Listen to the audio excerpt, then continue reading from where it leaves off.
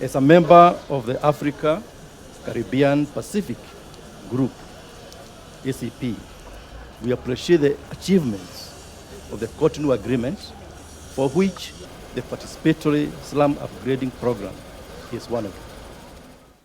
In this regard, I wish to recognize the great efforts made by the tripartite partnership of the ACP, European Commission, and UN Habitat in addressing the issue of urban poverty through this program, for which Kenya has been a beneficiary.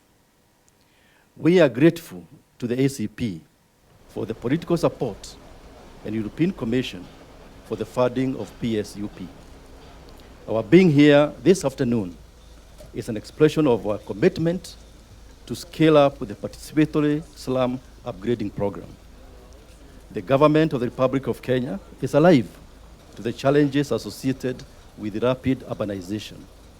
The population in our cities is growing at a rate of about 5% per annum. This calls for collective and concerted efforts to provide housing, basic services, employment, and amenities required to live with dignity. Our ambitious initiative to provide 500,000 houses in the next 5 years is informed by the government's strong desire to make it possible for our people to access decent, affordable, and adequate housing to enjoy the quality of life of our citizens. Slum upgrading is a key component of affordable housing program, and we are committed to provide 200,000 houses by the end of 2022.